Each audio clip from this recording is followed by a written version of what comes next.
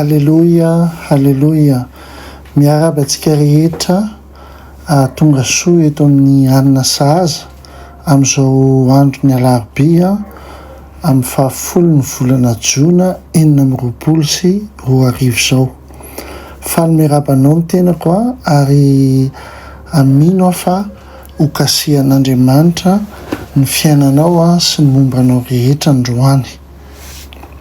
Azadiny fa ny lohahevitra izay diniantsika amin'ity volana ity dia ny momba ny fanjakan'ny lanitra na fanjakan'Andriamanitra. Ary ny lohateny androany dia ny fomba ny mpanompo ao amin'ny fanjakan'ny lanitra. Ny fomba ny mpanompo ao amin'ny fanjakan'ny lanitra. Ny tenin'Andriamanitra jerentsika dia ao amin'ny Marka 10:5-7 izay milaza toy izao hoe: fa ny zanak'olona tsy tonga mba hotom-pona fa mba hanompo ka hanolotra ny ainy ho avitra isolony maro. Amen. Ny fanditra momba ny hoe iza ny lehibe indray ny mpianatra tamin'izany fotoana izany. Ary tsy voalohany fa ny fanditra hoe iza no lehibe amin'izareo. Ary rehefa nanontaniana Jesosy Kristy dia tsy nanome an-jareo lesona hoe teolojia ngeza be Jesosy, fa nanome ohatra ny tenany izy. Jereo izany ilay mpamorona izao rehetra izao no nanao hoe tonga mba hanompo fa tsy hotom-pona.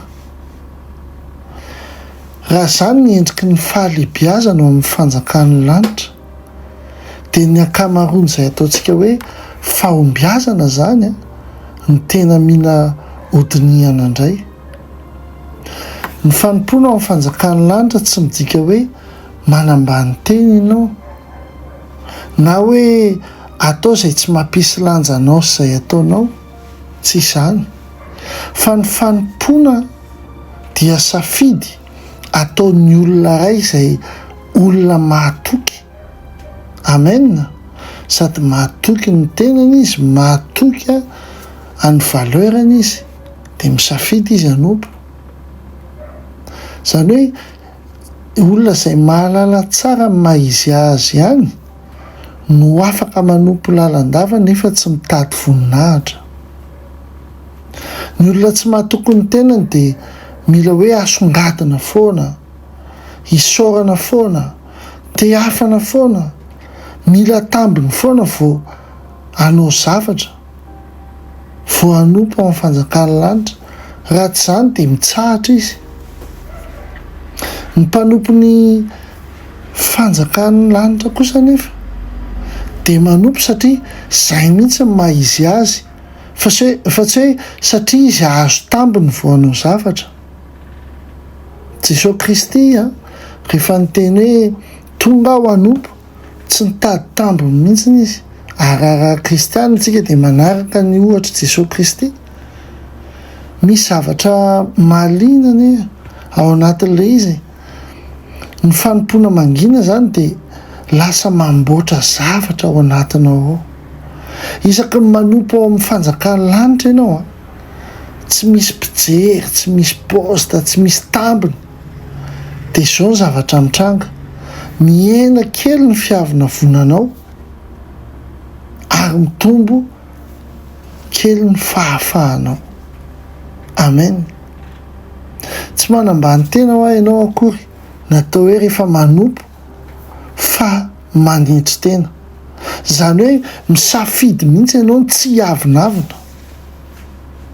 Voasoratra hoe izay manitry tena no asandratra ao amin'ny Matthieu 7:12. Ny fahalehibiazana izany dia tsy avy amin'ny fanandratana tena mihitsy fa avy amin'ny tanan'Andriamanitra. Ary ny tena marina dia izao hoe tsy mila miady toerana ianao rehefa ny rainao no mametraka anao eo amin'ny toerana. Amen. Jerentsika ny ohatra iray izay misy amin'ny andavanandro.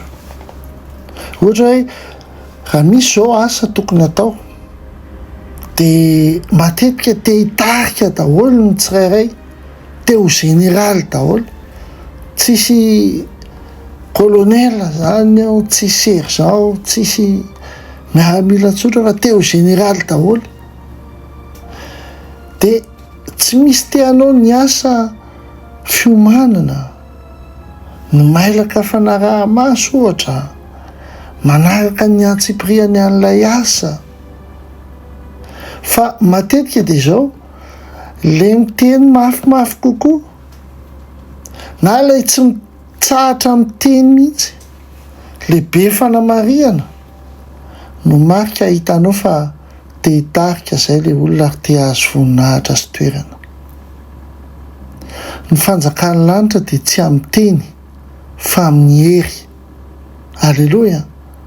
Fa misy an'ny fanompona ohatran'izay, misy fanompona eo dia ianao kosa tonga dia manao an'ilay asa, tsy misy fitadiavana laza eo, tsy misy fitadiavana fisaorana eo, tsy misy milaza ny anaranao ankalazaina eo, nefa nitateraka ny asa. Ary satria ianao nanatanteraka ny asa tsy akitabataba dia Andriamanitra mahita ary izy manome fahalosoanao. Amen. Mety eritreritra ianao hoe dia ahoana moa zany raha ny olona no atao dia tsy maintsy fantatra hoe zao, fa ahoana zany Andriamanitra manome fahalosoa zany? Teneniko anao fa raha izy Andriamanitra tsy mahavita manome valosoa anao, olombelona iza no havita an'izany? Araka ny teniny hoe sambatra izay manetry tena, satria izy no asandratra, ary ireo mpiavinavina kosa manomana ny fahalavony. Tingana azonao raisina androany, manaova asa fanompona ray ianao androany, izay misy lanjany marina ho anao.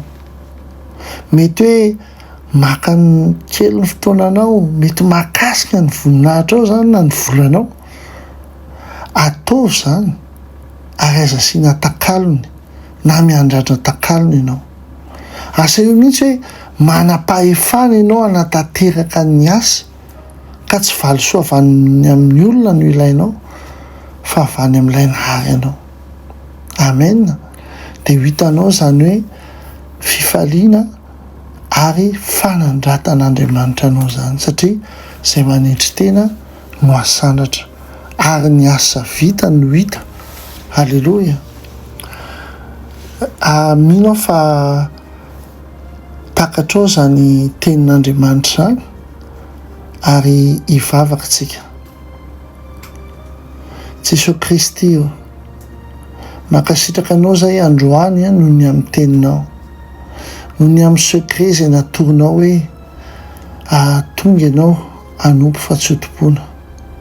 Ampianary izay ho tahaka anao Tompo. Ianao nanasa tongotra, nanolotra ny ainao, nanompo tamin'ny tananao sy ny rahanao. Ampianary izay ho tahaka izany. Afao izay amin'ny fitadiavana voninahitra, ary soloy fitiavana marina amin'ny fanompona Tompo. Avelao izay ho lehibe amin'ny fomba izay tena manan-danja araka ny sitraponao. Amen. Amen. Tahian'Andriamanitra ianao ary nakasika anao zany teny zany dia zarao. Tahian'Andriamanitra amin'ny zavatra rehetra ianao ary eny tokoa fahasoavana sy famindrapona ianaraka anao amin'ny andro rehetra iainanao, dia toetra lava ho tranon'i Jehovah ianao. Ampitiavana be dia be Dr. Rina Telesforiany.